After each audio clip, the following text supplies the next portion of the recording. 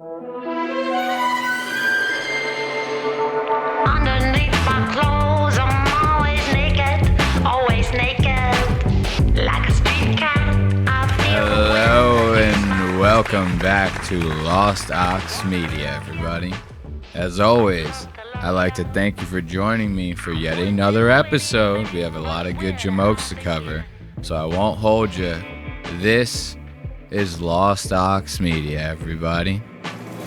Inside my mind, I'm always lonely.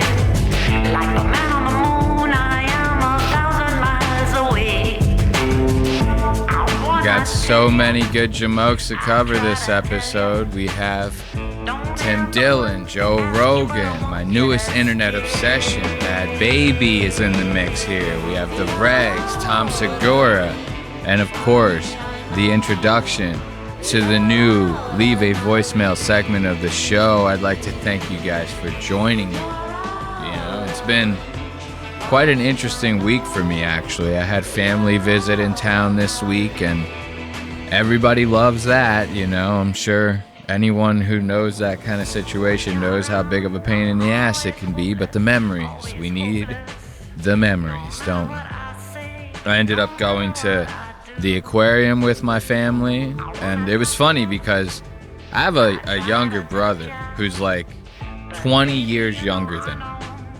And my mom was the one who was like the most excited about the fish. Everywhere we were going, she was like Hillary Clinton. She was like, oh, like taking pictures of all the fish and shit like that.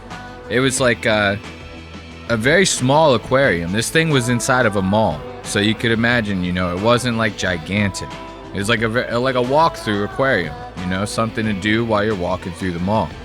And we spent almost an hour there. This thing should have been like a 10-minute walkthrough. We were in there for like an hour. And it's sad to see what the fish have become. I'm telling you, when you watch when you go in there and you actually see the fish up close, if you go to an aquarium that have anything like that, like I was looking at this pool where these stingrays were swimming around the pool, and they were all just smacking one fin against the side of the pool, like as if they were trying, like kind of like popping out the edge of the pool, you know what I mean, as if they were trying to escape. Imagine if you just had to pace around in like a circle all day, and you couldn't do anything else. This was not like you can't go to work, you can't do anything like that. You just pace around in a circle all day. And then like once or twice a day, somebody comes with a bag of cheeseburgers and throws it in the middle of the circle. You stop to eat some cheeseburgers, and then you keep running around in a circle all day long. It's kind of crazy, And then I hadn't walked around a mall for like a really long time. I don't know if anybody else has like walked around a mall recently, but it's been a extremely long time since I've like legitimately spent time in a mall. I've gone to the mall in the past couple years, but it's always been to like go to one store and then leave. I'm not spending like oodles of time at the mall. But over the weekend with my family, I did go into this aquarium, quote unquote.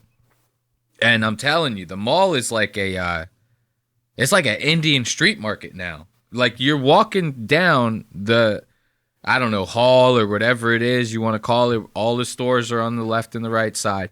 But in the middle, there's all these kiosks. And every single time you walk by one, it's like, hey, buddy, come here, buddy. Let me shine your shoes for you real quick. Girls are trying to sell you jewelry. There's kiosks that are like pretzel stands. There's kiosks that are massages. It's like anything you might need is in a kiosk in between the stores. It's like a whole nother shopping experience, except you're getting like catcalled the whole time. It made me feel like a woman almost. Like every single time I walk by one, they're like, hey, buddy, come here. I got something that you might need, and you got something that I definitely need. You got a wallet, and it's got some money in it. Hey, buddy, come here. And it's like, what the fuck? It kind of takes away from the experience of a mall. But I'm telling you right now, the mall is not dead. It's not as dead as I thought it was. I thought I was going to go in there and it was going to be like a fucking ghost land. But foreigners love the fucking mall. People were trying to send Bob's in Vagine in that bitch. There was like people from El Salvador, India, Pakistan, China, Korea, I don't know, whatever kind of Asian there are. People from like actual Africans, not African Americans. real Africans. So there was like so many different walks of life in the goddamn mall. There's like the white people were the majority. I was a Puerto Rican in that bitch, so I blended in just fine. Nobody really gave me any trouble, but it's like, seriously, it's so many foreigners in the mall now. I don't know. It may just be my mall. I'm in the South. I'm in North Carolina. So a lot of foreigners in that mall. A lot of Mexicans in that mall. And speaking of Mexicans, that's a good segue into the next segment. I have a couple clips that I pulled from the internet. Kind of got me a little curious. Like this Mexican Navy ship that just got done crashing into this bridge, and I think it was in New York or something like that. I don't know where the bridge was. I didn't care enough to know. We don't fact check around here. But everybody's talking about this thing. It's like every podcast I listen to, they're talking about this Mexican Navy ship. It's like, okay, it was an accident. What does it matter? A couple people died. It's like not that big of a deal. I don't know. I didn't really find too much of anything out of this clip. Like, it sucks that it happened. You know, I feel like it probably, when you watch the clip, you're going to see it could have definitely been avoided. I don't know actually how the hell this happened.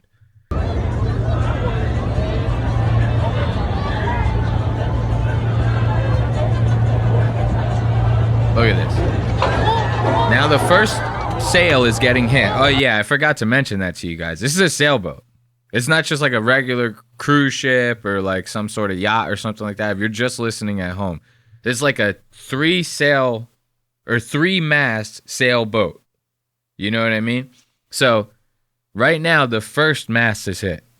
Now we're about to hit the second mast, and these guys have had a smooth 36 hours to stop this thing before it hit this bridge. So I don't know if it was like engine malfunction. I think one person I saw online was saying that it was getting pulled by like a tugboat or something like that. And the tugboat either made a mistake or a line snapped or something along those lines. So basically this thing wasn't running. They had no choice.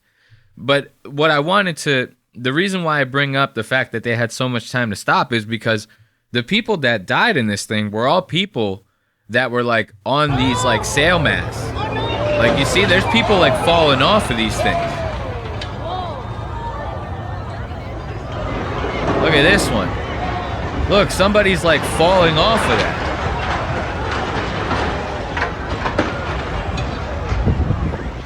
This is like the Mexican Titanic. It's like, my heart will go on, S.A. My heart will go on, S.A. And here's the crazy part. There was like so many people filming this goddamn thing. They had like 13 angles of this, and they all go viral. TMZ must have spent a pretty penny when this thing ended up dropping, because like that's what happens.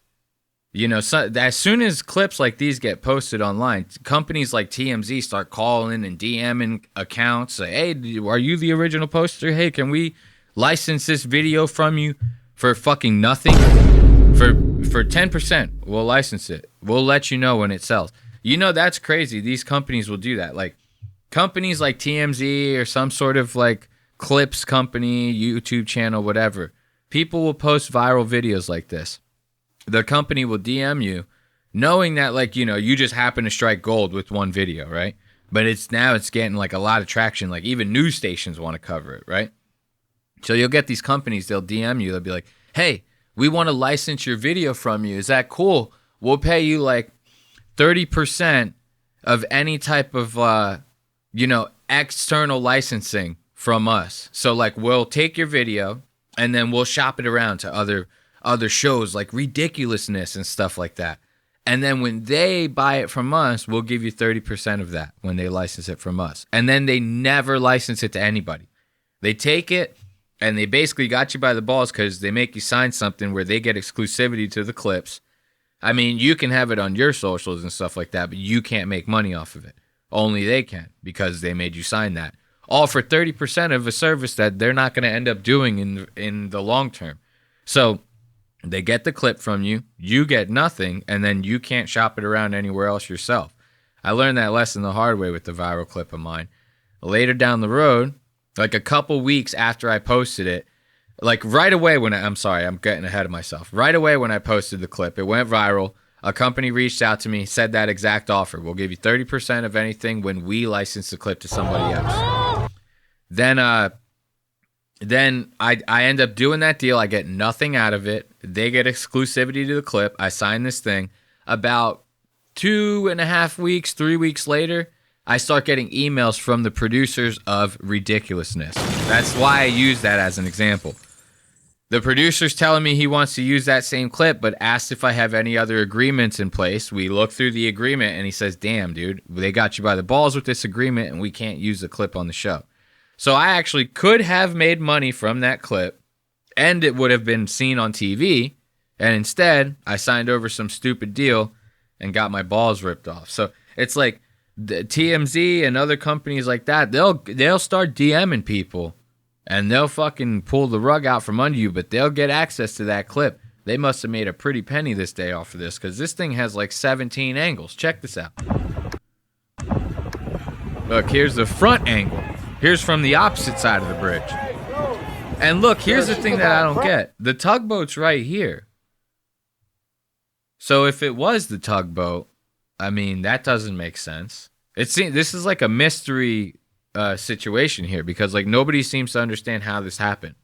But it's crazy. Watch this. Look at the second angle. And then there's this girl right here in the corner still trying to pose for this thing. Little does she know what's about to happen. Look at this. Look, she's still posing. She's about to crash.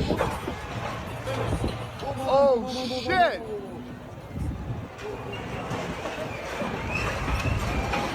I love that. That guy in the background. Oh, shit. That shit about to crash. See, look at this. If you ask me, Yo. see, I think they did it on purpose. I feel like the Mexican Navy, Mexico might have started getting pissed off about Donald Trump's immigration policies or something like that. They were like, you know what? Send in the whole cavalry. Load the burrito launchers, send in the whole cavalry. We're sick of this shit. Because we can't send anybody over. It's getting overcrowded here. Look at that thing. And look at how many people are still on the sails. Look at how many people are still on them. Like, these aren't props, bro. These are like fucking people that are chilling on these things. They just had to watch all their buddies get fucking massacred, dude. That is crazy, man. Let's give it up. Yeah, and then look. You have this photo right here. Shows you. Look at all these people. Every single one of them just hanging out. And they watched all their little Mexican jumping bean buddies get fucking demolished by that goddamn bridge. That sucks, man. Let's give it up. Let's give it up for the Mexican Navy. They tried to get us, you know. You tried, but you can't succeed, dude. America, we're built too tough for that. We're built for tough. This was actually, I had a feeling this was the person who ended up. This was the captain of the ship right here. This is who was driving the ship. Yo, what the fuck? It was Nancy Pelosi. She's about 8 margaritas deep, and those are big boys. She's about 8 margaritas deep. She's driving the ship. Next thing you know, crashes into like the Brooklyn Bridge or something like that, man. Can't get any better than Miss Pelosi. You can't get any better than Miss Pelosi. What else do we have here on the docket? We have this Bad Baby clip. This was something... I thought this was crazy when I saw this. I was like, is this actually real right now? Like, am I actually listening to somebody try to, quote unquote, speak their truth here? You know? So I'm scrolling through like Twitter or whatever the hell it's called nowadays. This thing has like a different name every time I open it up. So I'm scrolling through Twitter and I see like a clip from like the No Jumper podcast. It's Adam 22 guy. Can't believe I'm actually getting my news from Adam 22. So I see a clip from No Jumper is talking about this Bad Baby chick. You guys remember her? She was like, cash me outside. How about that? Cash me outside. How about that? Yeah, the Dr. Phil. That clip ended up making this girl, it was like the Streisand effect. It's the last person that should go viral.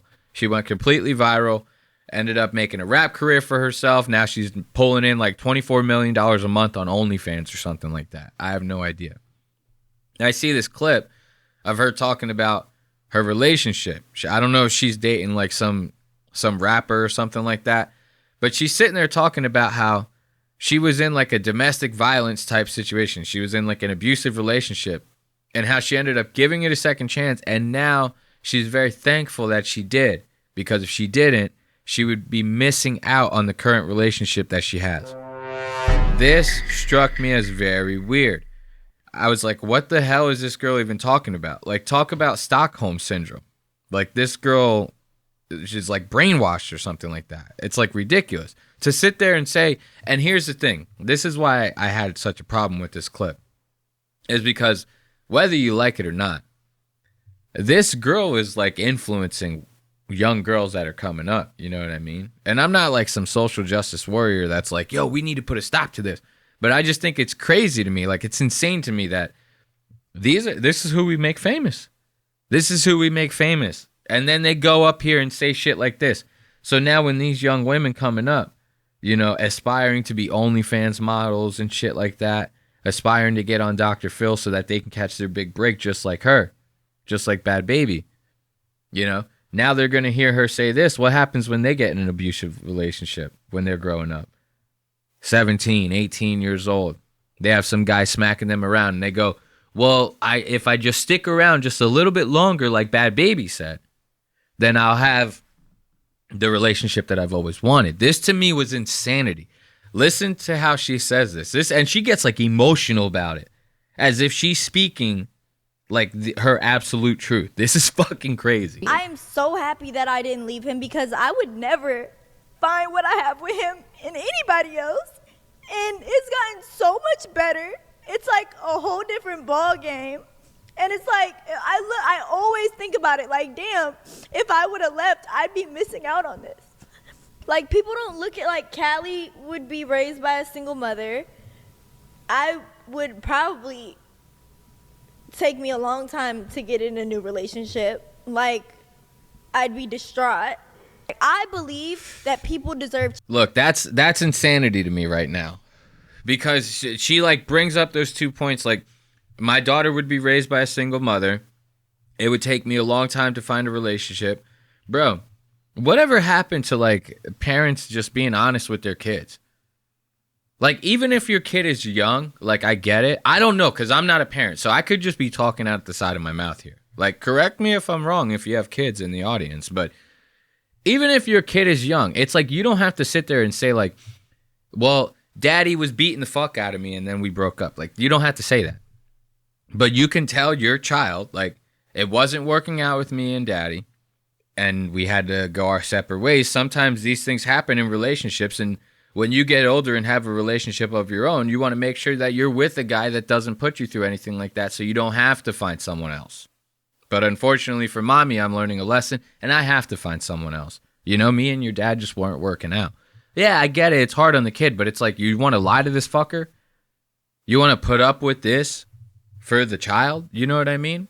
Because I'm telling you, black guys usually don't come in one. They usually come in pairs. You know what I mean? Like, you're going to get another one later on.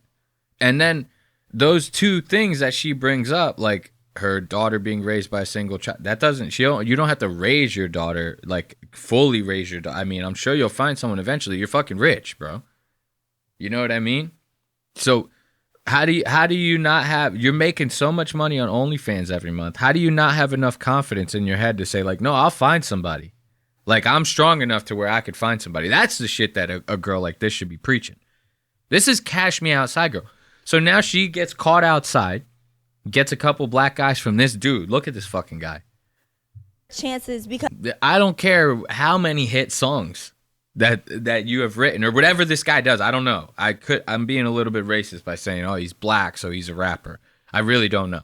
He could be like a hedge fund manager. I really have no idea. Either way, you know, he's putting shiners on this bitch. So it's like, how do you let that guy looks like such a bitch?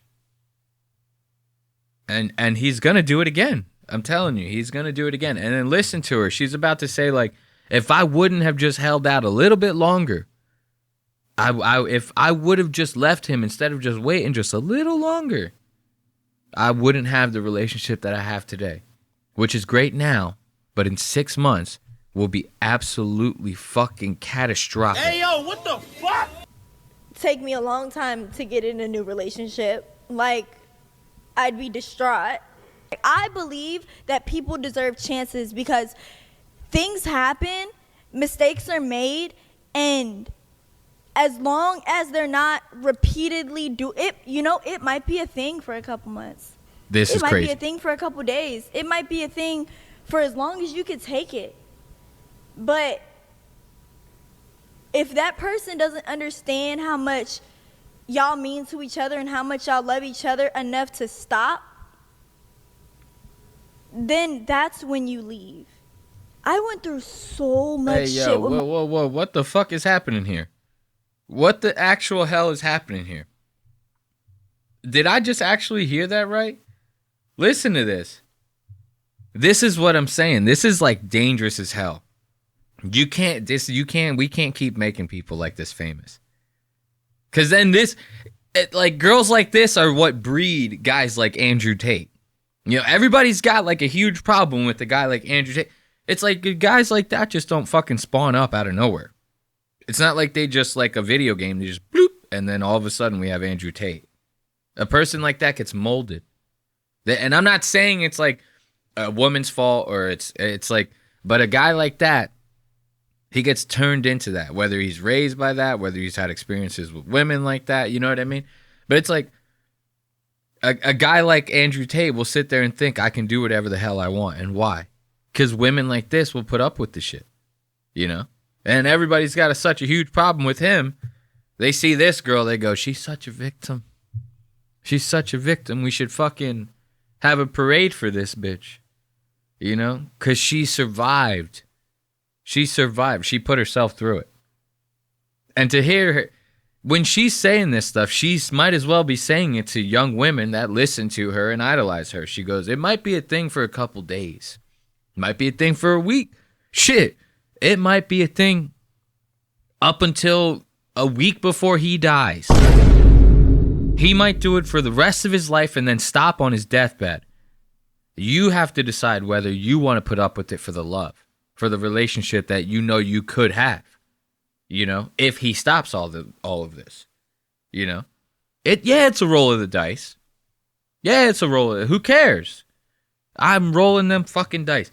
And this is the craziest part about it is like she seriously doesn't realize it's like that good behavior, quote unquote, that shit will last like a year tops. A year tops, and then you're gonna ask this guy to unscrew a pickle jar and he's gonna beat the shit out of you. And you're basically telling young women to do that by sitting here and saying this. We have to listen to this one more time before we end this clip because this is actually crazy. As long as they're not repeatedly it might be a thing for a couple months. It might be a thing for a couple days. It might be a thing for as long as you could take it. But if that person doesn't understand how much y'all mean to each other and how much y'all love each other enough to stop, then that's when you leave.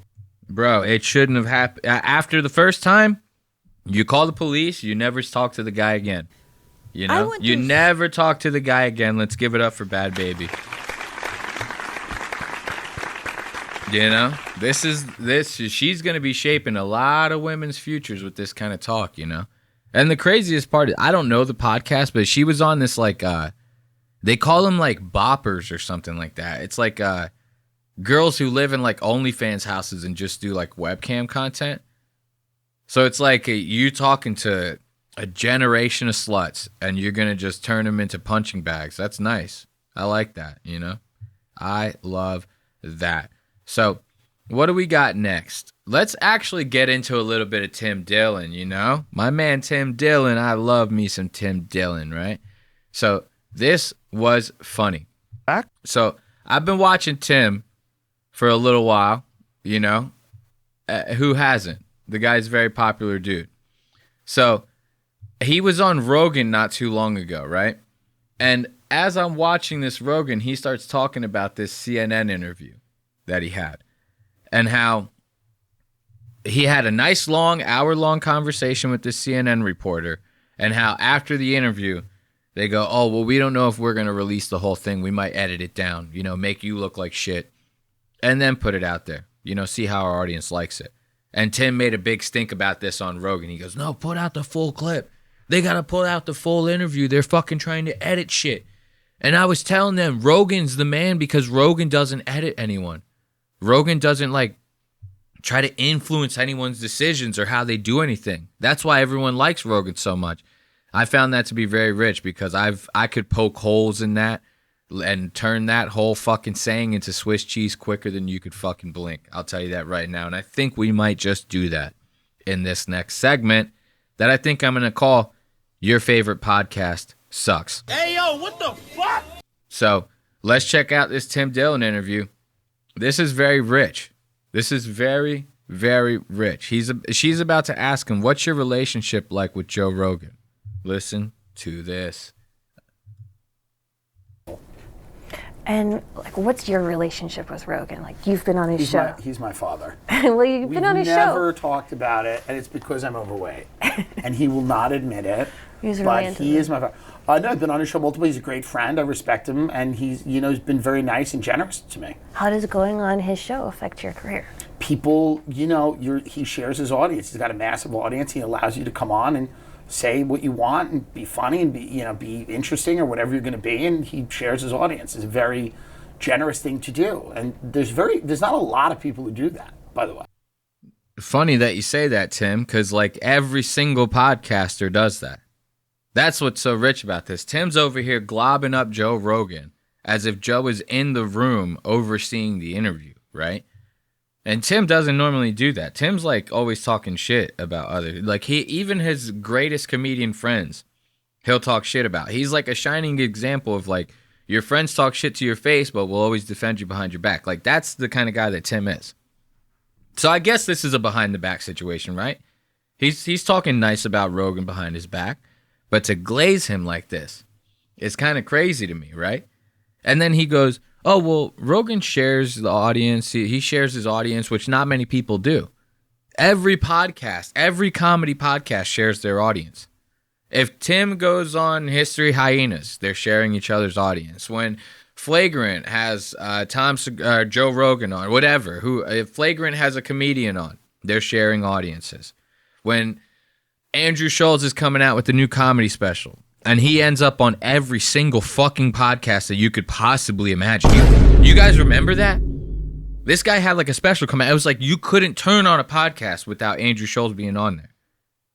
It was I was watching My Favorite Murder. Andrew Schultz is the fucking guest on that. You're watching a financial podcast about accounting. Andrew Schultz is on it. Why? That's everyone sharing audience with each other. That's the whole game here. They're all friends. They all go on each other's shows. They share audiences, and that's how they grow and sell tickets. So for him to say something like that, nobody else does it. Joe Rogan's the innovator. To me, that was a crock of shit. And now listen to this. This is what that says to me. When I see Tim globbing him like that, saying he's the only one that shares audiences and blah, blah, blah, it kind of gets it in my head that I'm oh, well, these guys are going to start influencing their decisions in comedy, who they talk to, certain jokes that they tell, maybe even some of their political views to try to get on Rogan's side. Now Rogan holds this. Not only does he have the biggest podcast in the world, now he's got the biggest comedy club in America. Their comedians are talking about how well they get paid to play there. It's everyone's going to want to suck this guy's dick. So whether you like it or not, he's influencing comedy as a whole, right? And this reporter's about to ask him about this, and listen to his response. Are some of them annoyingly right-wing? I suppose. Okay, just something else related to that. So one comedian who was kind of in that world, Yes. Fox, etc. Yeah. That I tried to interview. His manager told me that he wouldn't do an interview with me because Rogan would get mad at him for talking to CNN. What the fuck? Did she just say what I thought she did? Did she just seriously say what I thought she did? Look at this poor young woman. She has like this. I don't know if is she trying to seduce me when she talks? Is she? I hope she's not trying to seduce Tim. That would be actual insanity. But like when she talks, it's like very like seductive. It's like sexy. Almost gets me like aroused. So she's like, well, you know, you have the comedy thing and like Fox News and like, you know, you think like one guy told me that he wouldn't talk to me because Rogan would get upset. And I'm like, yo, this chick is like, I would tell her everything. I think this is like their like strategy, but it's not going to work on a guy like Tim. Tim's gay. And it's so funny. The funniest thing about Tim is the fact that he's gay. And it's not because he's gay. It's because Tim is gay, but he is like the manliest guy out of like all of his friends who were all straight. It's like every straight guy in comedy is like way less manly than Tim Dillon is. Like you wouldn't even know Tim Dillon was gay. Like he could tell you he was gay and you wouldn't even believe it. You would have to actually see like a dick in his mouth to believe that he was gay. So I wonder if like CNN throws chicks like this in there, they go, her soft voice is going to really get these guys. It's going to penetrate their shell. They're going to start getting horny and start telling her everything. It doesn't work on Tim. If you think Tim is going to drop the glaze that he's putting on Joe Rogan with this seductive voice, you're wrong. And That's untrue. That's completely insane. Okay. That's completely insane. Okay. That is completely nuts. He was afraid of you. Oh, okay. He thought you were going to come in and really rough him up or something. There's no such thing as Rogan would be mad at someone for talking. That's crazy. Oh, well, that's good No. to hear. Okay. No. Good. I'll let him know. You think that's how it works? Rogan sends emails. I know you don't. I think would- that, but that's a crazy thing. Like Rogan's like, "What are you doing? Oh, you're doing this? No, do Gutfeld instead." No one cares. See, this is the thing, though. This is what Tim's trying to like minimize what she's saying, and it's total crock of shit. I don't like this side of Tim. I don't like this. I like when Tim's sitting there going to bat for Kevin Spacey, when Tim talks all of his like I'm rich, you're poor shit. That's the kind of Tim that I like. I don't like this whole glazing Joe Rogan and trying to minimize the point that this reporter's trying to make. This is dog shit. Because he's sitting there going, oh, you think Joe is like sending emails saying like, don't talk to CNN, don't talk to them. No, of course he's not.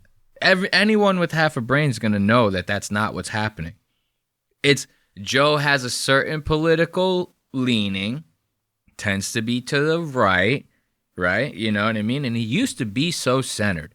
What happened? So with a certain political leaning, he's always talking about the same 5 talking points on his podcast, which happens to be the most popular podcast in the world. So all he has to do is fucking exist, and his influence is going to spread.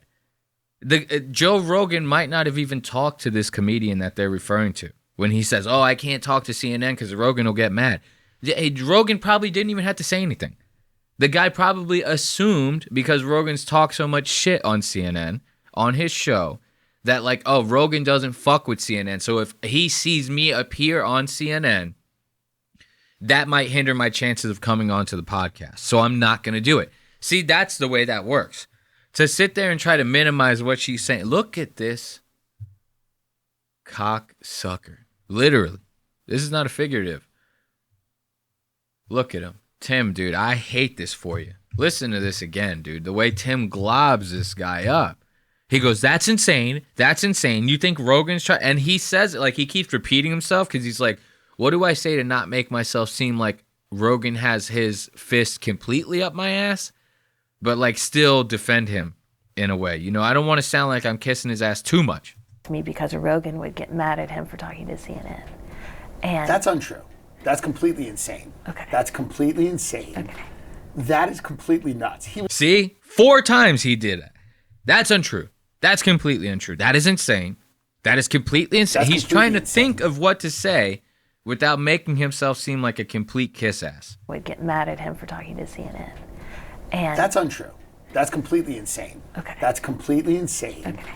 That is completely nuts. He was afraid of you. Oh, okay. He thought man. you were going to come in and really rough him up or something. There's no such thing as Rogan would be mad at someone for talking. That's crazy. Oh, well, that's good to hear. Okay. No. Good. I'll let him know. You think that's how it works? Rogan sends emails. I know you don't. I think would- that, but that's a crazy thing. Like Rogan's like, "What are you doing? Oh, you're doing this? No, do Gutfeld instead." No one cares. I mean, No one cares what anyone does, and the idea. I think people think life's very interesting. We see this with the QAnon people, Right. Where they're like, there's tunnels, and you go, it's really just rich people. okay. See, now he's about to try to hit her with like this fucking Trump weave. He's like, let me take you all the way over here and tell you a story real fast, you know? Get your mind off of this topic real quick. I find that to be rich. Let's give it up for Tim globbing up Rogan in this interview. He's like, no, man, comedy's wild and free, bro. Like, we're not influenced, and to think that we're influencing other people is, like, insane. You know, they were talking about, she goes, don't you think, like, the Rogan sphere is starting to, like, sway elections? You guys are kind of like the new institution. Tim's, like, goes into, like, fucking damage control. He's like, what are you, crazy? New institution? Theo Vaughn is retarded. Why would Theo Vaughn be the new institution? You know what I mean? Like, he's, like, covering his tracks like a motherfucker. It's like, yeah, you guys are influencing people, like, whether you like to think it or not. And the sad thing is, this girl brings up how Joe is influencing the comedy scene. And Tim's sitting there going, no, he doesn't influence the comedy scene. He doesn't influence the comedy scene at all. Let's watch this clip. This is going to be rich, dude. So Tim wants to sit there and go, Joe doesn't influence the comedy scene. What are you, crazy? He, like I said, he minimizes it. He goes, what do you think, Rogan's sending emails? No, he doesn't have to send emails. All he has to do is like exist, own a comedy club, have the most popular podcast in the world, and anything that you guys think he will think is cool, you're going to do. You're going to do whatever you can to get in those good graces because the Rogan sphere is paying right now, baby. The Rogan sphere is fucking paying, all right? Like, and you're either in or you're out. You know, there's no in between with these guys. So now watch, we're going to listen to Tim tell a story about how not influenced he is by Joe Rogan. I bring my opener to do a Tim Dillon and Friends show. Young guy from New York. He goes up. He's having a rough set. I'm sitting on the balcony watching him. I'm praying. I'm going, I hope no one is watching this. I feel an energy behind me. Okay, so let me contextualize this for you. Tim is at the mothership. He goes to do a Tim Dillon and Friends show, and he brings the opener that opens for him on the road. The opener is going up, and he's having a rough set, and now Tim feels a presence behind him. You know, I didn't have to repeat his whole line, but I just wanted to let you guys know. They're at the mothership. His opener is bombing. What happens next? I hope no one is watching this. I feel an energy behind me. Rogan is standing there watching him bomb like this. And he's bombing in kind of like a way, like he's a straight guy, but you know how New York comics are. They're like, I hate Legion of Skanks. So this is a Legion of Skanks clip. This is Tim on Legion of Skanks telling this story about his opener bombing at the mothership, right?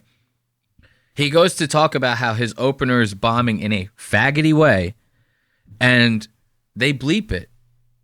They bleep it. I hate that. Like Louis used to have, Louis J. Gomez, president of Legion of Skanks, you know, head Legion of Skank. He used to have a podcast called The Real Ass Podcast. They would bleep every curse word. That is insane to me. These guys are supposed to be like the last line of defense against free speech. And they bleep the fucking episodes. It's like, this is nuts to me. Why? Because of ad revenue? Actually, it's funny. Louis does it because if he bleeps his episodes on YouTube, then he'll have a selling point. He'll have a leverage point to advertise you buying a membership to gasdigital.com. So he'll go, hey, you should be a member at gasdigital.com. There you can watch our episodes unfiltered, uncensored, uncut. We won't blur the screen. We won't bleep out any curse words. It's like, that's not much of a selling point to me. You know what I mean? You kind of like, when you do that as a comedian, you kind of put yourself in that same realm as like when you used to go to Walmart to buy CDs and they would be like the version with like the curse words taken out and then the explicit version. nobody ever wanted the one with the curse words taken out. It was like if your parents bought you the one with the curses taken out, you were like the biggest fag in school. Nobody wanted to listen to your shit. Like, you come to a party and put in one of those goddamn CDs, somebody's going to snap your neck. So it's like, nobody wanted that. What makes you think that we want to listen to it now? That we want you to bleep out the curses and stuff like that? Faggoty is not even that. Like, Donald Trump's in the White House. We can say fag. Like, let's listen to that. I want you guys to hear it. Listen to this bleep. He goes, and he's bombing in like a faggoty way. They take it out. No one is watching this. I feel an energy behind me. Rogan is standing there watching him bomb like this. And he's bombing in kind of like a faggoty way, like he's a straight guy. But you know how New York comics are. They're So like, stupid. maybe I'll suck a cock. You know what I mean? Like, you're all like, I'm the least gay of the comics, I think. And so he's being like kind of gay and he's bombing. And then Rogan's behind me. And then we walk back in the green room. Rogan goes, he's bombing, man. He can't be here. And I go, I know. I'm getting him off right now. He knows. He's getting him off right now. This is the same guy who literally just told CNN, like, nah, man, Rogan doesn't influence none of us. That's crazy. That's insane. That's asinine. Arbitrary, if you will, to think that Rogan would influence any of us. This is crazy. Rogan goes in the green room and not just says like, hey, your opener's bombing, like maybe he'll get him next time. Hey, your opener's bombing, just get him off stage so we can get somebody else up there. I don't want the crowd to have a bad time. He goes, no, your opener's bombing, man. He can't be here. What the fuck is that? Like, how many times have I watched Rogan and he was like, I help everybody, man. A rising tide raises all boats, he says. That doesn't sound like rising tide raises all boats type shit. You go, the guy's bombing, he has to completely leave the fucking premises. That's how bad he's bombing. Like, Joe Rogan's that fucking critical about this shit. He's bombing, man. He has to completely leave the state of Texas, bro. I don't even want to see him in the same zip code as me right now, man. He's bombing. Like, that's crazy. And then you have Tim over here, Mr. I don't fucking sell out for nobody. Mr. No, Rogan doesn't influence anyone. And in fact, he wants to help us all do good. You know, he'll help anybody, give him the shirt off his back. You guys have Rogan in a bad light. You know, you guys really give him a bad rap. But yet I will kick out a close friend, work colleague, and my opener from the road completely out of the fucking the facility, all because you're pissed off that he's bombing at your club. That's crazy to me. This does not sound like a man who's uninfluenced. Joe Rogan in this story doesn't sound like a man who is not influencing the state of comedy or the comedians around him. To me, this sounds like a man who has very much a lot of influence. And he's bombing in kind of like a faggoty way, like he's a straight guy. But you know how New York comics are. They're like, maybe I'll suck a cock. You know what I mean? Like, you're all like, I'm the least gay of the comics, I think. And so he's being like kind of gay and he's bombing. And then Rogan's behind me. And then we walk back in the green room. Rogan goes, he's bombing, man. He can't be here. And I go, I know. I'm getting him off right now. And I I run at him immediate and I go, light him now. He gets like, what's going on? I go, light him now. I start texting to Rosa. I'm like, get back here. And then the kid got off stage and I felt really bad. I said, listen, and this is the worst nightmare of anybody, right? I go, listen. He got off. He goes, yeah, it was a little tough. You're still smiling. I go, no. Here's the thing. I go, you got to go right now. He goes, what do you mean? My bag's in the green room. I go, yeah. You got to get out of this club right now. Joe's security is going to kill you. Joe is unhappy and it looks really bad for me. Get the fuck out. I've worked years. You get the fuck out of here. He goes, where do I go? I go, I don't know. Just walk around 6th Street. He's like, it seems dangerous. I go, get out of this club. Look at that. Give it up for Tim Dillon, dude. No wonder Ben Avery ended up fucking leaving this guy. Like, this guy would step on your fingers if you were hanging off a cliff if it meant that he could get an extra steak that night for dinner. Like, it's actually insane. Come on. Come on, Tim. What happened? You know, a month from this very moment, you're going to be at CNN telling everybody that Joe doesn't influence anyone. Yet you're fucking kicking your buddy out of the club before Joe can get to him. You know what I mean? Because you're worried about Joe not letting you play at the club because you're guilty by association. That's insanity to me. You know? And you think it stops there. It doesn't stop there. Comedians left and right are being influenced by this bullshit. You know? Like, and I seriously, I can't stand when I listen to all of these comedians talk about how Joe is like this saving grace. Joe does all this awesome shit for us. Joe's the fucking man. Like, Joe's this hero in comedy. His club is the best. Okay. Joe's this saving grace in comedy, right? Would a saving grace in comedy say something like this? That's so funny. Yeah. They'd be so flattered if we bug Cap City. I heard they that's hate awesome. us. Somebody told me last night that they hate us. I'm like, how do you hate me? I love you. I used to love the old Cap City. If you got Cap City, if you got headliners and you need them, I'll promote it. I'll promote it on Twitter. Like, yeah. And same thing with Moon Tower. I heard they're mad at me too because I wouldn't have them at the club. I'm happy to help you. Yeah. I would happy to help you. I just don't want you to book my club. That's all it is. He doesn't want you to book his club. This is Mr. A rising tide raises all boats over here. This is Mr. I'll help anybody with anything in the comedy world. This guy gets a comedy club, and what does he do? He turns it into an actual club, a who's who club.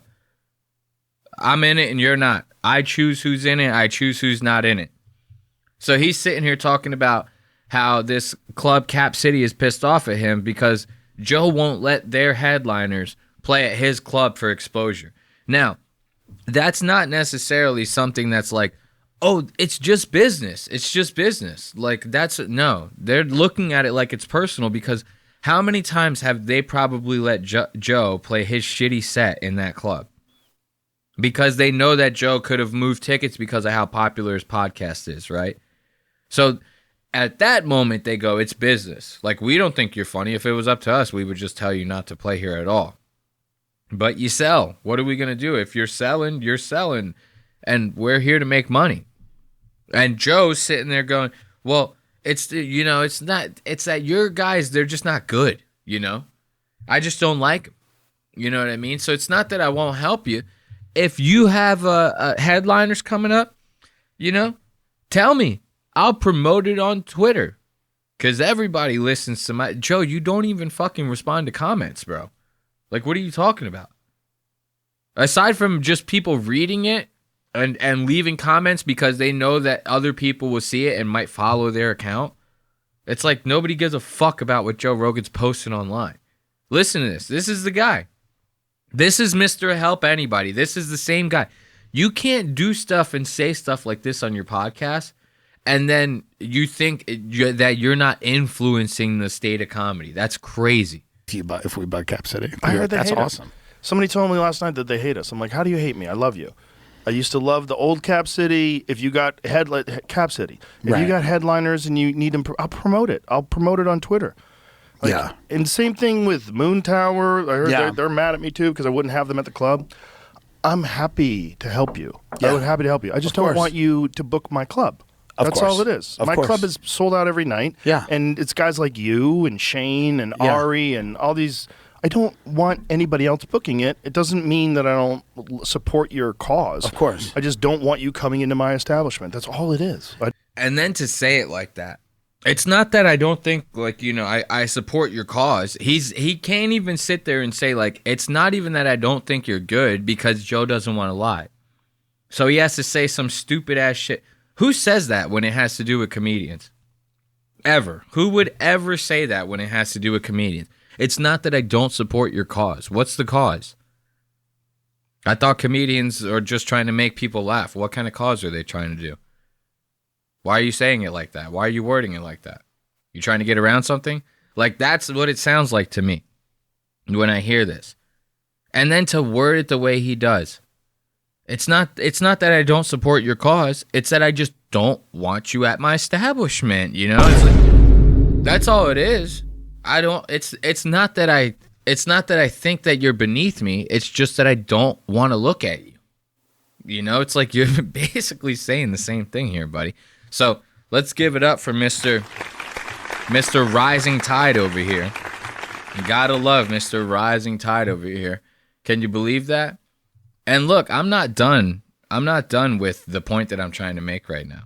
You think I'm done? You think I'm going to sit there and let Joe Rogan get off easy when it comes to this one? Remember how this all started. Tim Dillon in his CNN interview going, Rogan doesn't influence anybody. That's fucking madness. What are you talking about? That's crazy to even think that would be happening. Why would Rogan influence anybody? It's not like he's sending emails. Okay. Womp womp. Now, so you just got done. That's how it started. And we just got done listening to Tim talk about how his opener bombed at the mothership and he completely kicked him out of Austin, Texas altogether. Made him leave his bags and everything. Then we got done hearing Joe talk about how if headliners aren't quote unquote up to snuff with him or whatever, he doesn't want them at his club. He doesn't want to book them. He doesn't even want to see them. You know? Sounds pretty fucking divisive to me. A guy who's saying definitive shit like that is eventually going to influence the people around him, right? But now listen to this. That's so funny. This I like. They'd be so funny. Shut the fuck up. This I like right here. This is a good clip. This is a very good clip. I'm watching the regs, right? And these guys, they start talking a little mothership, a little comedy mothership. They start talking a little Austin, Texas. That makes my ears perk a little bit. I'm like, oh, God, I got all these clips in my notes already. It's like, what else could I possibly add on to this point? This is a good little cherry on top right here. Listen to these boys. This is the regs right here. It's Louis J. Gomez, Joe List, Bobby Kelly, dude, and fucking Dan Soder. Mr. Dan Soder. Fucking deepest voice in Hollywood. So second to Sam Elliott. So these guys, they have this podcast, The Regs. They start talking about Joe's club in Austin, Texas, but they're not like really praising it at first. You know what I mean? And then they change their tune. They start sucking a little dick later, but when they first start talking about it, that's the part that caught my attention. Listen to this. This is great. It was really cool. She tried to do these like, hey, just buy some drinks. All the shows are free. She missed out on so much money. Yeah. She could have had so much money. Well, here's what's sad, too. She could have had all of us. She went to Austin, opened up this amazing Creek in the Cave. Yeah. And then Rogan opened up a fucking club. Look at that. So right from the rip, these guys are like, yeah, it's kind of like under their breath. Bobby's saying like, yeah, it's kind of fucked up. This one club owner opened this awesome-ass Creek in the Cave, worked her ass off, probably saved up years to do it, was very excited to finally break into the Austin market. Soon as she does it, about a year goes by, 2 years go by, and Joe Rogan opens up a club. What do you think that does? That club that Joe opened up, every club owner in town has to fucking hate his guts. There's no way that they don't. That's the equivalent to like you having a mom and pop shop and a Walmart opens next door. Everybody knows Walmart. Everybody loves Walmart, quote unquote. You know, people are there. Walmart's got the numbers. It's the same concept with Joe Rogan. He thought to himself like he's either that disillusioned or like he's an asshole. Down in his core, he's an asshole and he knows what he's doing. Like I always thought Joe was a pretty self-aware guy, so I'm leaning towards the latter of him being an asshole. He has to know what he's doing. So it's like he says, quote unquote, that by him opening his club, he's helping out the comedy scene in Austin, the comedy scene throughout the country, as a matter of fact. He's paying better. It's a better experience, the whole nine. What that does is it fucks it up for everybody else in Austin. Now everybody wants to go to your club. They're not going to go to the others. It's going to be like a ghost town and all those. They're going to be fucking subjected to like open mics all the time. You know what I mean? They're not going to get as big of names as you, and they're not going to be able to fill up as many seats as they could have if you weren't there. You know? You might be changing the landscape a little bit, but let's not forget about the people within arm's length that you're kind of fucking over by doing all of that, right? You know? So this is what Bobby's pretty much saying by bringing up this point. She could have had so much Well, here's money. what's sad too. She could have had all of us. She went to Austin, opened up this amazing creek in the cave. Yeah. And then Rogan opened up Yeah. a fucking club. But I've heard from what I've heard from people that I know in Austin, it is like the alternative for like you can like the comedy mothership is so tight knit, right? And it's I also heard it's not a fun hang if you're an Austin comic. What the mothership? If you're not like in with Rogan and his crew, if you're coming up, it's not like the Cellar. The Cellar. Whoa! Wait a minute! It's not a fun hang. What do you mean it's not a fun hang? I thought it was like the best hang. Every single time I hear Rogan talk about the green room on his show, he's like, bro, we're having the greatest time in the green room. I'm playing my playlist. I don't let anybody touch the aux cord. So it's always my shitty ass music on the playlist. And everybody's having a great time. At least that's what they're telling me. You know, they're telling me they're having a good time, so they must be having a good time. Now you got the real comics. Like these are the dudes that are not in Rogan's circle. Yeah, Rogan might say, "Oh yeah, I'm cool with all these guys." These aren't the Rogan sphere guys. You know what I mean? Shane Gillis, Mark Norman, Ari Shaffir, Ron White. You know what I mean? Tom Segura. Those are the guys. Tim Dillon. You know, those are the guys. You're not the guys. So this is what I like about Dan. Dan's not the guy. He knows he's not the guy. Dan probably doesn't want to be the guy. You know, so he's like, fuck it. I'll say it. I'll say it out loud. It's not a fun hang. It's not a fun hang. And that's saying a lot. Because the whole point that these guys try to make with justifying their jobs is they go, we're having fun. It's like, I would do it for free. You know what I mean? I love it so much, I would do it for free. It's that much fun. So now Rogan's got this club that everybody wants to go to. It's the most unfun place in town. It's the most unfun place in Austin. But yet everybody wants to be there. That's a sad fucking thing to hear. You know, that's like you might as well be clocking into work now if you're going to try to play the mothership. You might as well actually be clocking into a 9-to-5 office job. Because, I mean, who wants to try to go into a green room with 18 Navy SEALs sitting outside of the door, questioning everything about you before you walk in? That's crazy. It's not a good time for anybody. I love to hear Dan bring this up. It's crazy. I love it. Dan Soder, man after my own heart. Rogan opened up a fucking club. But I've heard from what I've heard from people that I know in Austin, it is like the alternative for like you can like the comedy mothership is so tight knit, right? And it's I also heard it's not a fun hang if you're an Austin comic. What the mothership? If you're not like in with Rogan and his crew, if you're I like that. Look at Bobby when he does that. He goes, the mothership? He goes, yo, Dan, you might be getting us in trouble here, dude. I don't know if I like that, dude. You trying to get us in trouble, dude. Because I'm actually trying to play Rogan's next month, dude. If you're an Austin comic. Look at his face. The mothership? If you're Look at that. The mothership? The mothership is a... He's really looking at Dan like, dude, will you shut the fuck up, bro? You're going to fuck this up for us. If Rogan doesn't like one of us, he's probably not going to like all of us. You're not like in with Rogan and his crew, if you're coming up, it's not like the Cellar. The Cellar, you could sit at the bar and feel awkward. Yeah. I've heard the mothership, you have to get past Navy SEALs to get into the green room. Right. I love Rogan. I love the club. I think it's perfect, and I don't know what you're talking about. I have no... Hey, yo, what the fuck? Joe List over here.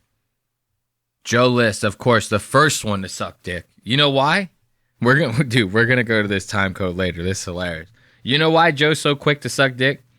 This is crazy, dude. Joe was pitching a comedy special this past year. Netflix wouldn't pick it up.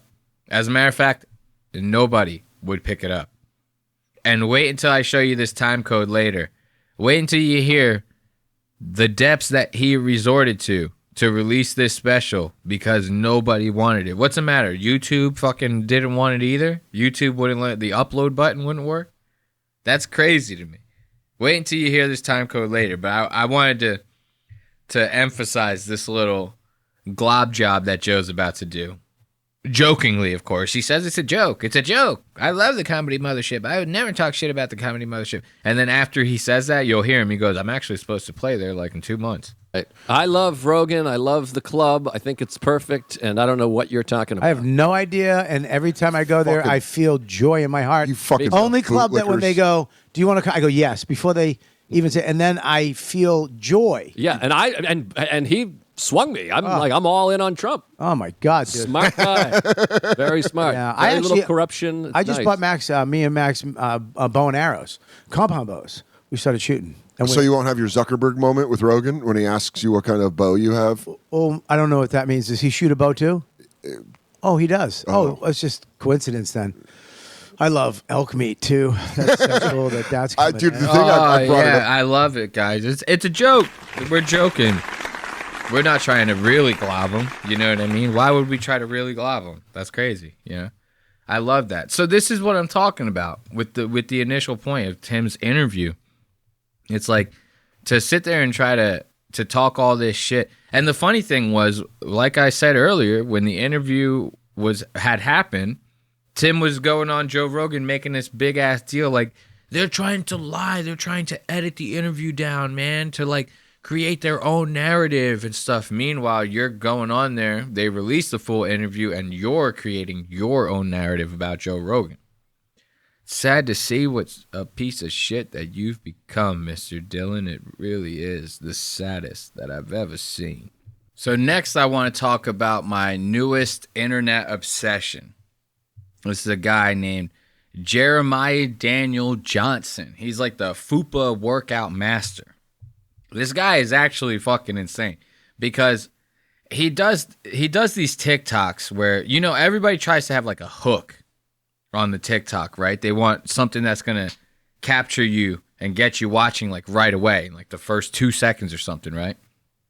So his whole thing is he's like a physical trainer or something like that. But he specializes in people that have like weird body fat, right? So it'll be people that have like a seemingly normal upper body. And then when you get to their hips, they have like elephantitis. And like their hips are like fucking huge. Their legs are huge and all fat and crazy and shit. Or like people with like huge fupas and stuff like that. Like he tries to do all that. But how he hooks you, as a matter of fact, I'm not even gonna. Let's look at I'm gonna show you this guy. I'm gonna show you how he hooks you right now. This is gonna blow your mind. Watch this. So, if you want to shrink your breast by losing some body fat. Look at that, dude. This guy.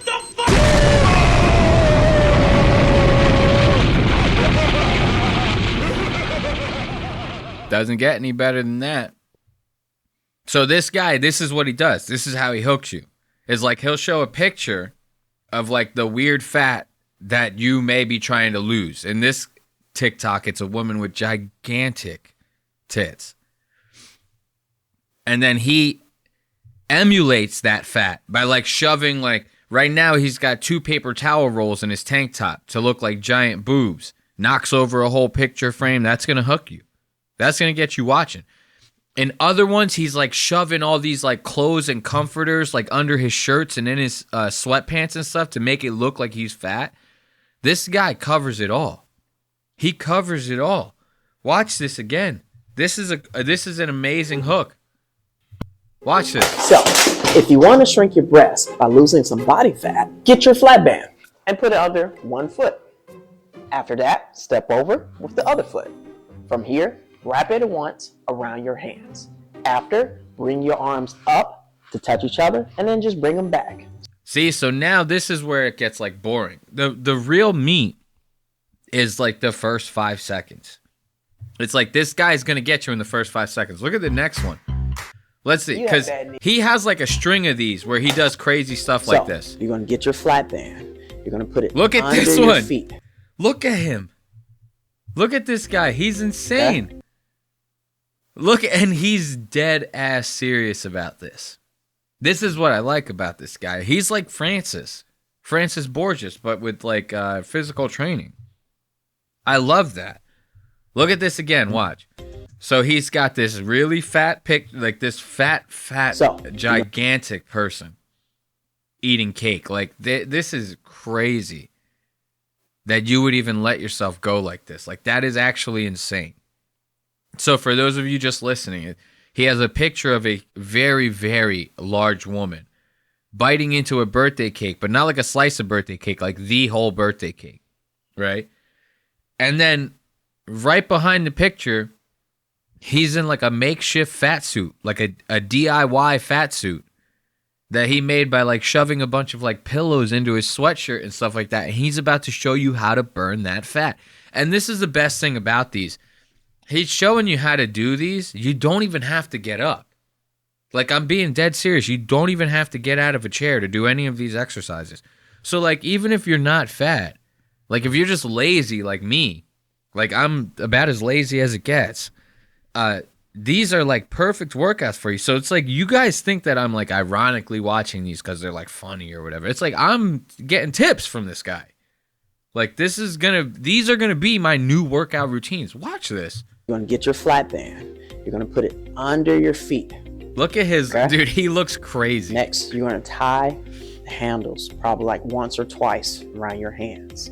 After it's under your feet, just lean to the left. Lean to the left. Then lean to the right. The second one. Look at that. Untie. Picture just a huge blob of a person just sitting in their chair. Like that. Lean to the left, lean to the right, lean to the... Yeah, dude, that's crazy. This guy is... Dude, Jeremiah Daniel Johnson. You guys better write that name down because this is going to be a big name in fitness soon. Watch. Do the same thing Look on at the him. other side as well. How to Lose Your Fupa with No Legs is the title of this TikTok, dude.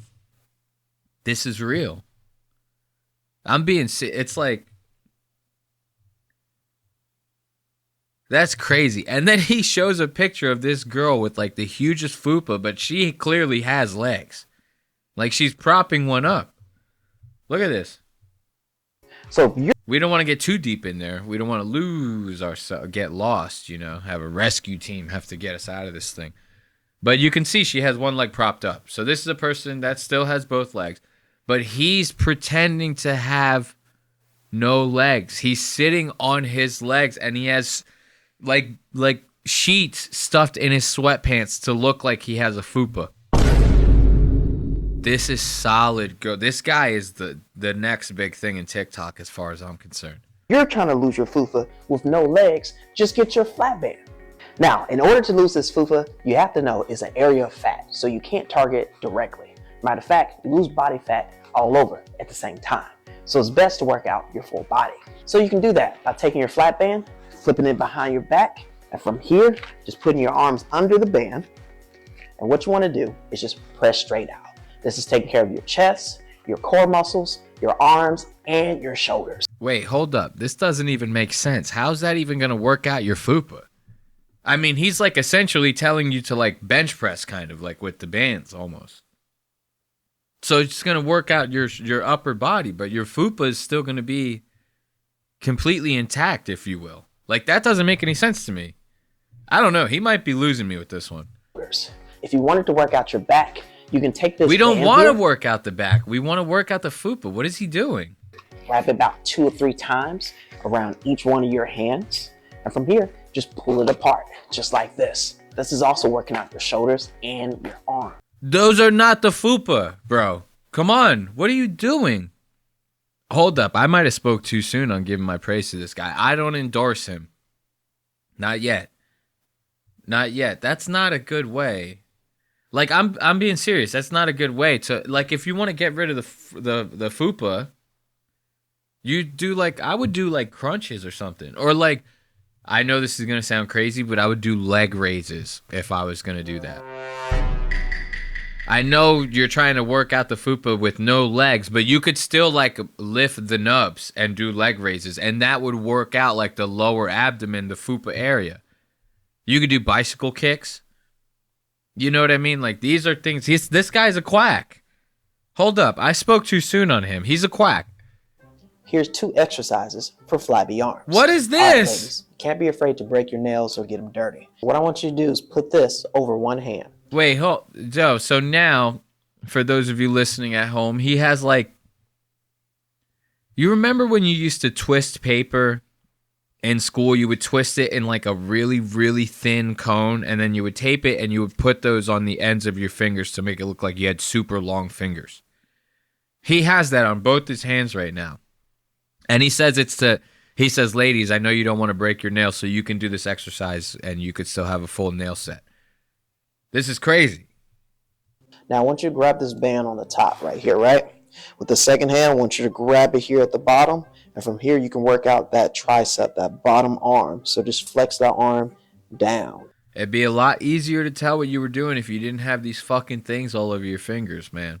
We got to go back to the fat suits. Just like this. That's working out the back of your arm. Oh, wait, he does have it. I almost didn't even notice. He does have a little bit of bed sheet inside of his sweatshirt to emulate that fat part. See, this guy's good. I take it all back. He's the attention to detail spot on with this guy. Okay. And then for the second here, you can just put this band under your foot, curl that band, and just curl it up. All right?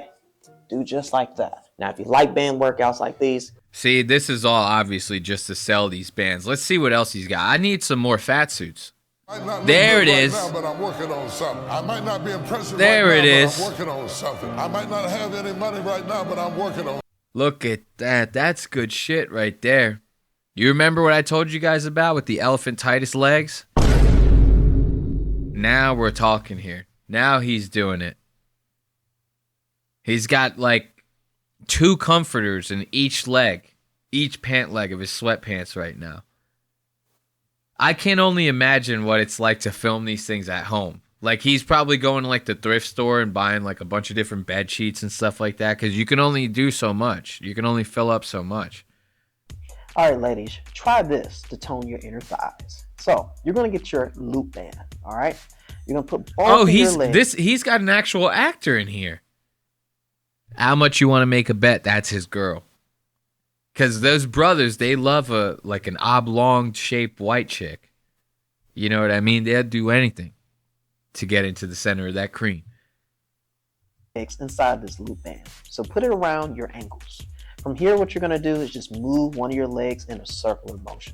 You want to do this about 4 sets of 12, 3 times a week. And of course, switch legs. And of course, looks like she accidentally let her underwear drop to her ankles and she's having trouble getting it off, man. Let's give it up for Jeremiah Daniel Johnson, FUPA workout master extraordinaire. I mean, it doesn't get any better than that if you ask me. So let's take it to the voicemail segment of the show, why don't we? I love this segment, you know? It's the first time we're having it, but first time's a charm. You know, that's what I always say. First time is a charm. So, if you remember last week, I had talked to you guys during one of the smoke breaks, and I was like, hey, I got this number. You know, I want you guys to call in and leave voicemails for the show. And if we get any funny ones, you guys want to get any advice on certain things like that, you can call in, and I'll, if they're good enough, I'll play them on the show, and we'll talk through them. So that number will be right here on the screen. That's 316-396-0025 if you want to call into the show and leave a funny voicemail, get some advice. If you just got something funny to say or want to talk some shit, if it's good enough, it'll get played on the show. So I had talked about that last week, and I'm not going to lie, it's not like we have like a crazy big following. You know what I mean? The people that are dedicated fans to the show, I thank and love you for that. But that being said, it's not like there's many of you out there right now. You know, we're still building our fan base. So I wasn't even expecting to get any voicemails right away, but I ended up getting one, to my surprise. And it was a very interesting voicemail. I will say that, coming out the gate.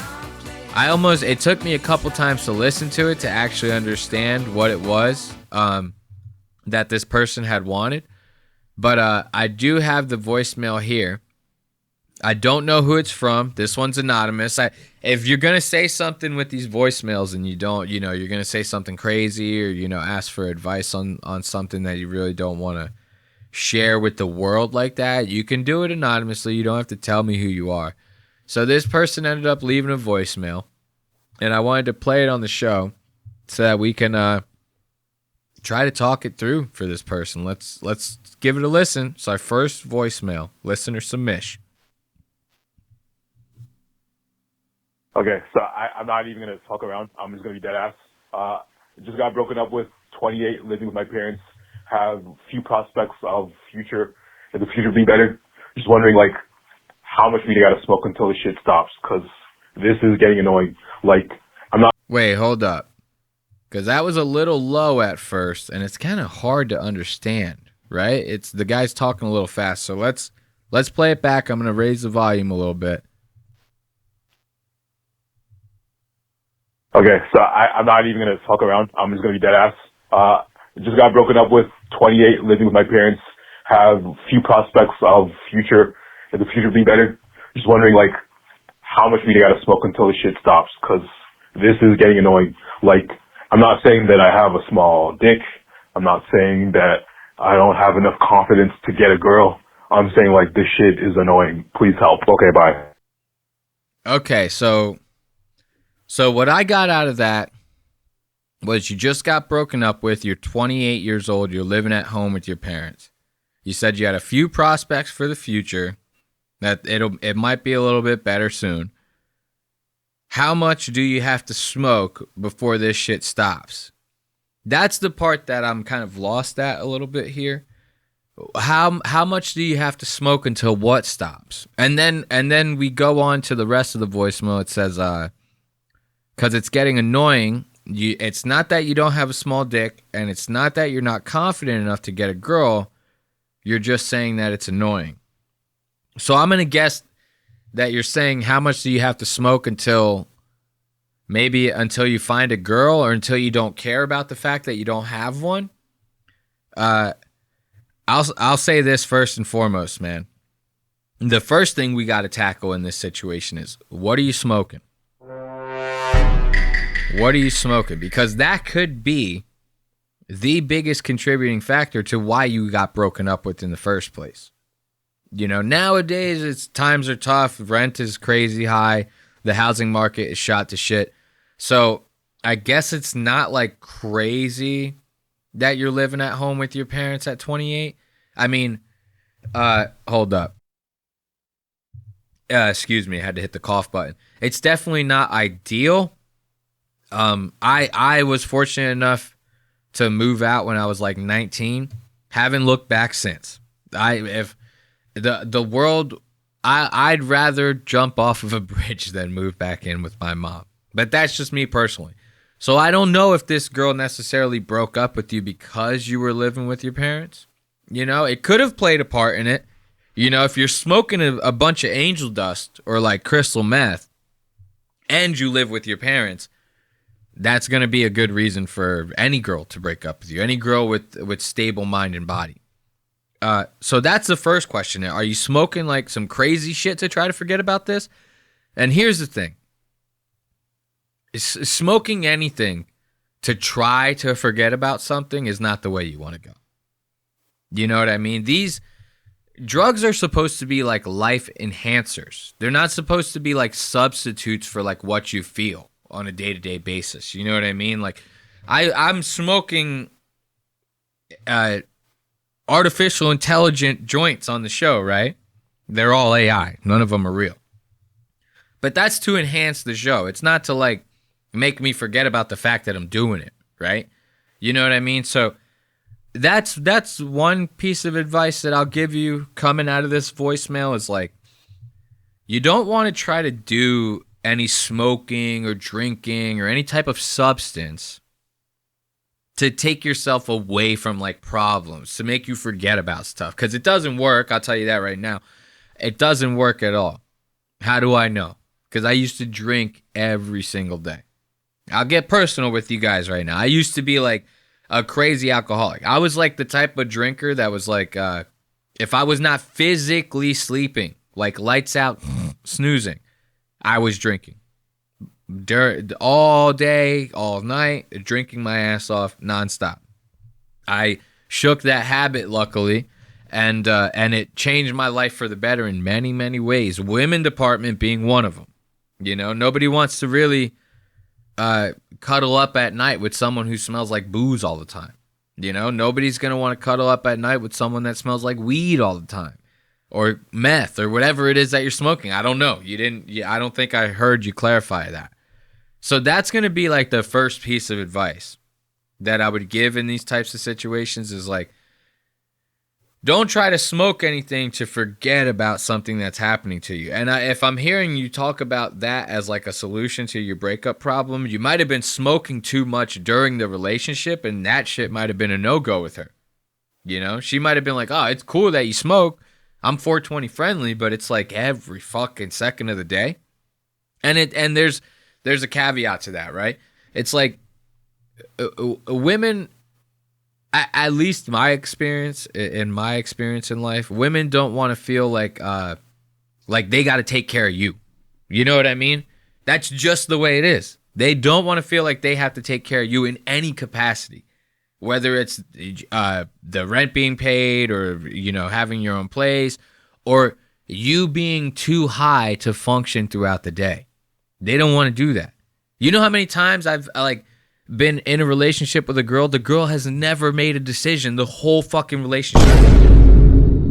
I have a girl steady that I'm seeing right now. She's never made a decision the whole time that I've been seeing her.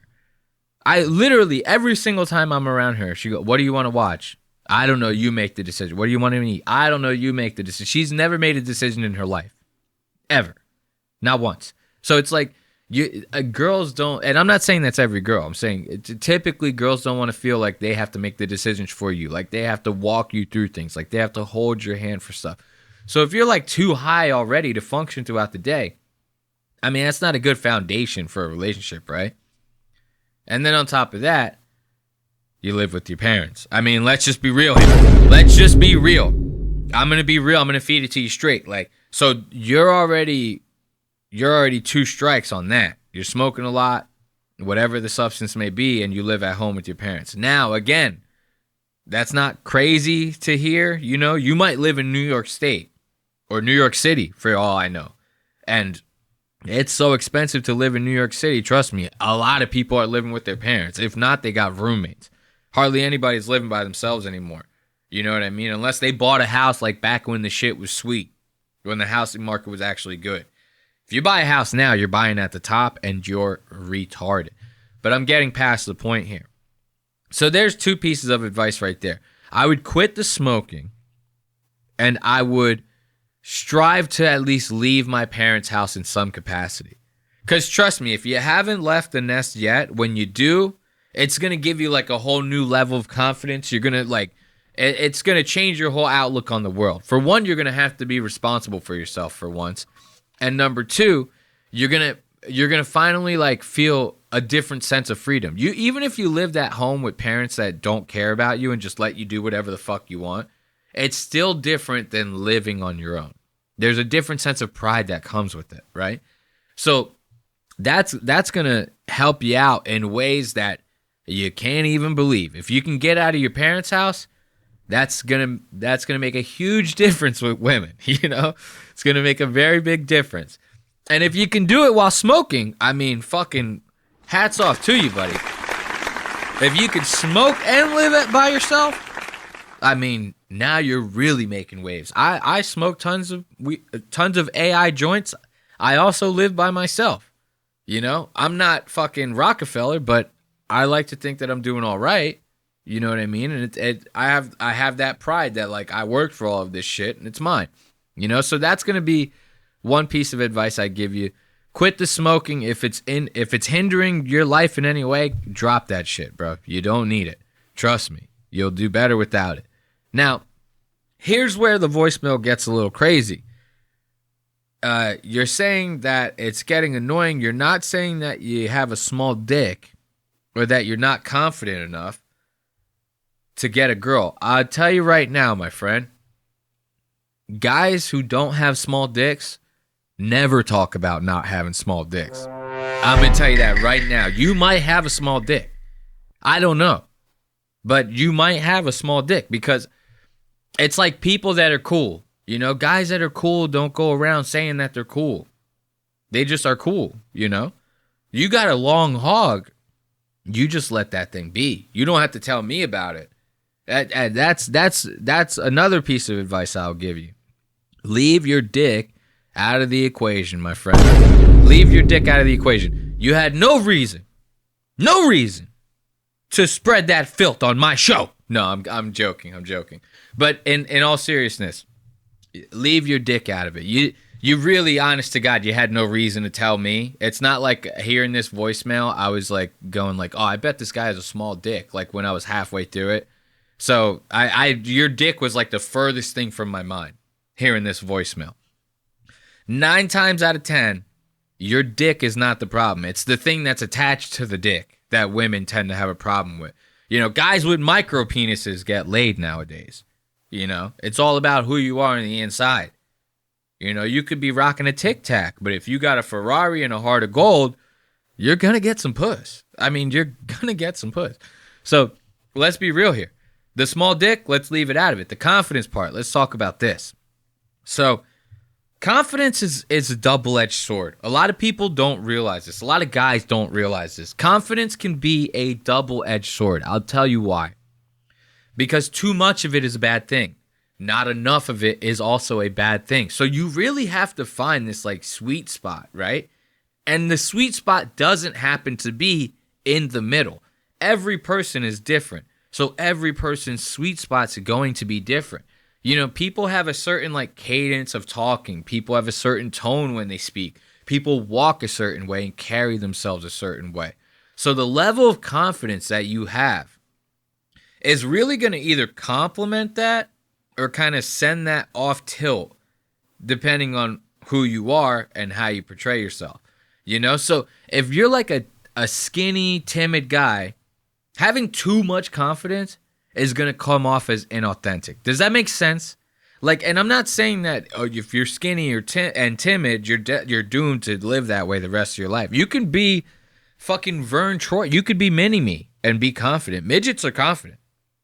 I mean, look at Brad Williams. That guy is in like an open relationship. He's confident. You know what I mean? But he's not, you can't be too confident. When you're too confident, then you start tilting over into the cockiness area, right? And that's when women start to get turned off. Not like turned off sexually, just turned off, period, by who you are, your attitude in general. So those are the pieces of advice I'd give you. One, you got to try to get out of your parents' house. 28 is pushing it, bro. Like, when you turn 30, then you really got to get the fuck out. If you're still there. Now, there are exceptions to that. You know what I mean? Like, if your parents are, like, sick and you need to take care of them and stuff like that, like, obviously, it's like, don't leave them, you know, to be vegetables in their houses by themselves with no one to take care of them. We all get that. As a matter of fact, if that was the situation and you live with them, that might even help you get some more puss. You know, that might help you even more. So unless you're taking care of like sick and dying parents, get the fuck out of the house. Trust me, they're going to be fine without you, and you're going to be way better off without them. Next, let's calm down on the smoking a little bit. Just a smidge, drop that shit. And if it's weed, smoke less of it. Don't smoke with me during the show. I don't smoke to get you guys to smoke. I smoke because I want to smoke during the show. You guys can follow along, but if it's going to fuck your day up, don't do it. You know what I mean? So move out of the parents' house. Let's drop the smoke, no matter what it is. Let's drop the dick talk. Because if you're mentioning it to me, you might be mentioning it to other people too. And trust me, nobody wants to hear about it. You could be in the middle of hooking up with the girl, and she doesn't want to hear you go, I don't have a small dick. You know what I mean? She doesn't want to hear it. You can't be doing that. And trust me, real life is not like porn. If you're having sex with a girl and you're sitting there like trying to say something like erotic, like, you like that big old cock? You know, it's like, that's corny as hell. Chicks, the girl's going to look up at you and be like, what the fuck are you even doing right now? So let's drop that. The confidence thing. This is probably the part of all of this advice package that I'm dropping off at you that you should take to heart the most. remember, like I said, confidence is a double-edged sword. So too much of it is going to fuck you up, and too little is going to really fuck you up. So find that sweet spot. You know, it's going to be hard to gauge because you're the one, but you'll start to notice people's reactions to the way you are when you're around them. You know, you're going to be able to tell if you're anybody with a sense of self-awareness, you'll be able to tell how you come off to people at least a little bit. You know, so try to find that confident sweet spot so that you're not coming off as a cocky lunatic. And maybe you'll end up finding a girl, you know? Whoever it was that ended up leaving this message, I definitely want to thank you for having the guts and the courage to even call into a show like this to leave a message. I definitely want to thank you for, you know, getting a little vulnerable and trying to talk to me about something that you really might be struggling with. And I hope that my advice helps you out at least a little bit, because if none of that advice works, you could always jump off of a bridge. So let's give it up for our caller. Yeah, I hope to get some more calls from you guys in the future. Remember, that number is 316-396-0025.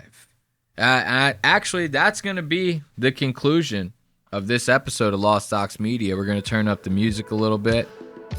As always, I'd like to thank you for joining me for yet another episode and sticking around to the end.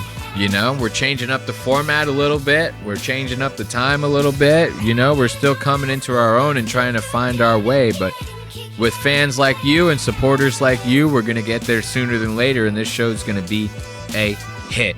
Be sure to go to lostox.media to catch up with all things Lost Ox Media. You can watch full episodes of the show. Sometimes our episodes get taken down due to copyright on YouTube.